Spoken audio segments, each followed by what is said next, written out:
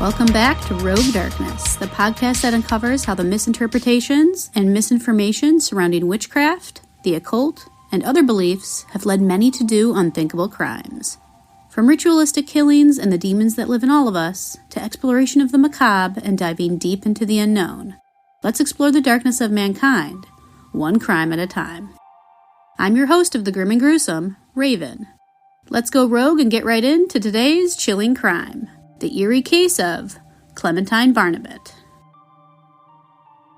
Now, this case is actually pretty old, so some of the information is not completely clear regarding the history of the killer herself, as well as certain details of what led to the heinous crimes that were committed. But without further ado, let's start off from the very beginning. Back in 1894, in St. Martinville, Louisiana, a baby girl was born to Nina Porter and Raymond Barnabet. They named her Clementine. Clementine was also reported to have a brother named Zephyrin. The family of four eventually moved from St. Martinville to Lafayette in 1909. Being such an older case, not much was notated about Clementine's childhood, except for the fact that her father, Raymond, was apparently abusive to Nina, the mother, and the children. And whether it was physical or verbal abuse, that's unknown. But regardless, abuse had burdened the family and could have been a precursor to the events that would soon unfold. Between the years of 1911 and 1912, in surrounding towns along the Southern Pacific Railroad line running through Louisiana and Texas, there were reportedly 12 African American families who were brutally murdered in their homes. All the murders had reportedly occurred at night, and the murder weapon was found to be an axe, which was used to fracture the skulls of the victims, and that had each time been left at the crime scenes. Upon investigation, Raymond Barnabet, Clementine's father, was arrested on suspicion of murdering the four members of the Andrews family who had been killed in February 1911 in Lafayette. Raymond was later released due to insufficient evidence, but then was rearrested a few months later and ultimately convicted of the Andrews murders. Clementine and her brother Zephyrin both testified in court against their father, claiming he had returned home on the night of the murders with bloodied clothes, and that he had been even boasting about committing the crimes, reportedly announcing that he had, quote-unquote, killed the whole damn Andrews family. It was believed by many that Raymond had actually committed the murders because it was very uncommon for children to testify against their parents in court. Clementine and Zephyrin believed it was better for everyone if their father, who had been a lifelong criminal, was left behind bars. Clementine and Zephyrin also reportedly claimed that they were terrified of their father, and for their safety, he should remain in prison. In October 1911, a Louisiana jury convicted Raymond Barnabet of the murders. This conviction did not last long, however, since more murders continued to occur even while he was imprisoned. Due to this, the people of Lafayette prodded law enforcement to look into other members of the Barnabet family as the potential killer. On November 27, 1911, the bodies of Norbert Randall, his wife Azima, and their four children were found murdered inside their home. Like the other victims, 18-year-old Albert Seiss, 6-year-old Renee Randall, 5-year-old Norbert Jr., and 2-year-old Agnes had been beaten to death with the blunt side of an axe. Norbert had been shot in the head before he was also ultimately beaten with the axe. As with the previous murders, the murder weapon was found at the crime scene, but authorities discovered that this axe had been partially washed after the murders had taken place. Already under suspicion for being potentially connected with the murders, and that she had lived just a few blocks away from the Randall family, Clementine soon became the prime suspect linked to the murders, and was brought in for further questioning, along with her brother Zephyrin. Much to law enforcement's confusion, though, while Clementine and her brother Zephyrin were both being held in custody, the axe murders continued to occur. In January of 1912, the Brossard family of Lake Charles, Louisiana, the father Felix, his wife, and their 3 children, were all attacked and brutally murdered with an axe, just like the other killings.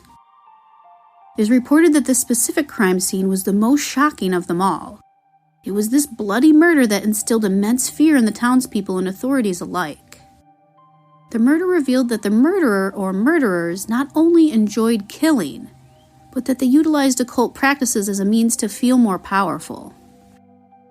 The murdered Brossard children had reportedly had their blood drained into buckets left at the side of their beds. A message was written in blood on one of the home's walls. It said, "When he maketh the inquisition for blood, he forgetteth not the cry of the humble." The quote had been apparently from the novel Uncle Tom's Cabin.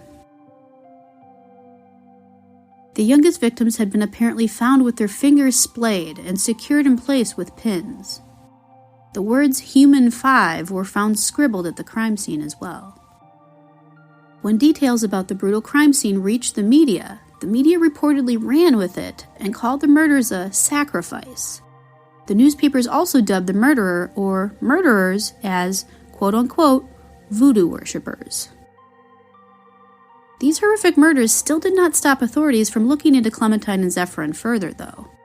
They decided to go back to the Barnabet home to see if there was any evidence there that could officially link one or both of them to the crimes. When the cops returned to the Barnabet family home in search of new evidence, they found what they had been looking for. At the home, they discovered blood on the door of Clementine's bedroom, as well as several sets of bloody clothing within her room. It was reported that some of the clothing was even soaked in blood, as well as brain matter. Being just 17 years old at the time of the murders, many people didn't believe Clementine could have been capable of committing such brutal murders. However, authorities proceeded to arrest Clementine based on the evidence found in the Barnabet home. It was reported that she would be sent to the same Lafayette Parish jail as her father, Raymond Barnabet. After much interrogation, Clementine finally confessed to a total of 35 murders. She explained that she was a member of a secret cult known as the Church of Sacrifice, which was an offshoot of a Christ-sanctified Holy Church congregation in Lake Charles, Louisiana. Clementine proceeded to tell authorities that a priestess from the Church of Sacrifice had given her and her friends conjure bags, which was a good luck charm that was commonly used among practitioners of hoodoo. The conjure bags would grant its holder supernatural powers and make them undetectable to the cops. The hoodoo affiliation is what supposedly spurred Clementine into committing her first murder. She claimed that she wanted to test whether or not the claim of magical protection was actually true. Unfortunately, she had gone unseen and even unsuspected for quite some time while her father was being accused. During that time, Clementine and other members of the Church of Sacrifice continuously murdered innocent families, convinced that they were immune to legal action, as they were protected by their hoodoo conjure bags. The brutal slaying of the Brossard family was assumed to have been committed either by a member of the Church of Sacrifice or by a copycat killer. The identity of the actual killer or killers is still debated and ultimately unknown to this day. It's also been reported that Clementine's confession was very self-contradictory, and that she would sometimes claim to have committed the murders alone, and then at other times to have committed the brutal crimes with an accomplice or a group. Many details are still unknown and uncertain to this day, and since the case occurred so long ago, there's not much else we can do besides speculate at this point. The main person who came forward and admitted to committing the heinous murders of 35 innocent victims was none other than Clementine Barnabet. Whether or not she did in fact have an accomplice or two during the murder she committed, or if she committed the crime solely on her own, we may never truly know. After her confession, Clementine was examined by several doctors, most of whom determined that she was perfectly sane. Due to the brutality of her crimes, Clementine was sent to the infamous Angola State Penitentiary. On July 31st, 1913, Clementine reportedly tried to escape from prison, but was soon captured by officers on the same day. For whatever reason, the escape attempt was soon forgotten, and in 1918, Clementine was given the job of cane cutter. This position allowed Clementine to work outside of the prison, with minimal, if any, observation by the authorities. Just 5 years later, on August 28, 1923, Clementine Barnabet was released from Angola due to several years of apparent quote-unquote good behavior. That's shocking. After her release, Clementine's whereabouts were not recorded and remain unknown to this day. It is not known if she is alive or dead, but she'd be about 127 years old if she was still alive.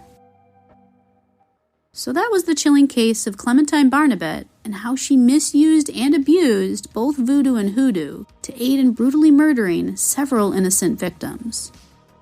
The scariest part of this case is that there's still so many what-ifs and uncertainty surrounding it. The fact that so many people used, and still do use, the label of witchcraft as a security blanket from the law and their negative actions is extremely disgusting. This case is absolutely shocking and heartbreaking on so many levels, and although it happened decades ago, my heart goes out to all the innocent lives lost. The mutilation of the bodies of the children really bothers me, and being a mother, I couldn't imagine the coldness and lack of empathy one must have to commit these horrific crimes. And then for her to get released from prison on good behavior, it's literally mind-boggling. But with that, let me know your thoughts on this case, and as always, feel free to contact me with any questions or suggestions at roguedarknesspod@gmail.com. You can also DM me on Instagram at rogue_darkness. All the links to the articles referenced in this episode, as well as my socials and contact info, are all down below for your reference. And if you like what you hear on Rogue Darkness, please consider sharing the podcast with your family and friends, and also by leaving a rating and review on Apple iTunes, or any other podcast platform where you can leave a review. It's a great way to help the show out and to get it more noticed. With that said, that concludes this week's episode of Rogue Darkness. The darkness is all around us, and I can confidently say that reality truly is more terrifying than fiction. Until next time.